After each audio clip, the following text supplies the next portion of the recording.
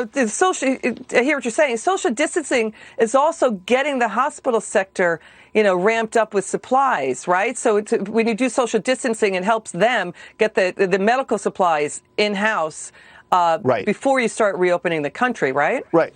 If you follow this, it's a very clear and consistent strategy. Social distancing slows the disease. That protects the most vulnerable population. It keeps you from swelling the hospital beds.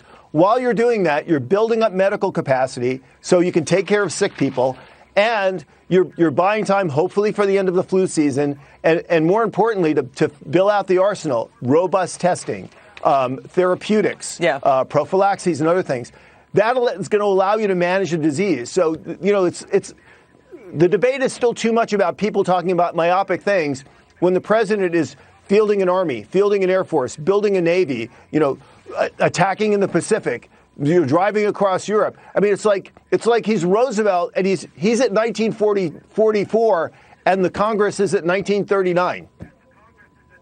If you get the history there. But I understand exactly what you mean, and it seems like I hear exactly what you're saying. And, he's trying to build confidence in the system. Some critics are saying he's giving a false sense of security. We hear that. I don't think people out there are so fatally naive to not understand what the president is trying to do and in his messaging.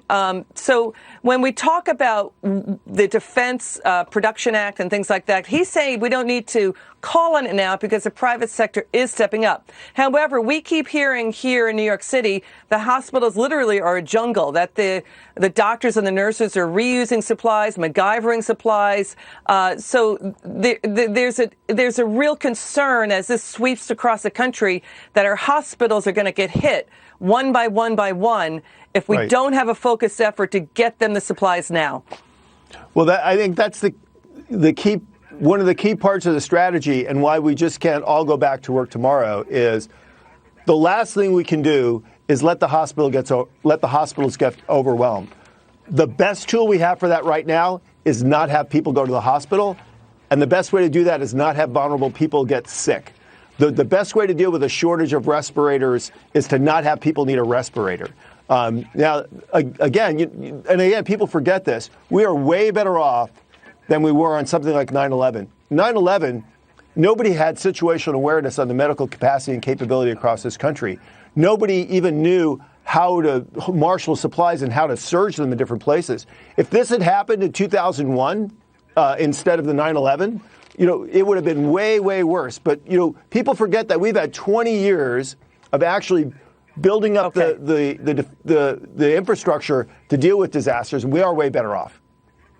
Okay. Colonel, thank you so much. Come back, Colonel James Carafano. Great to see you. And thank you for watching. Lou Dobbs is next.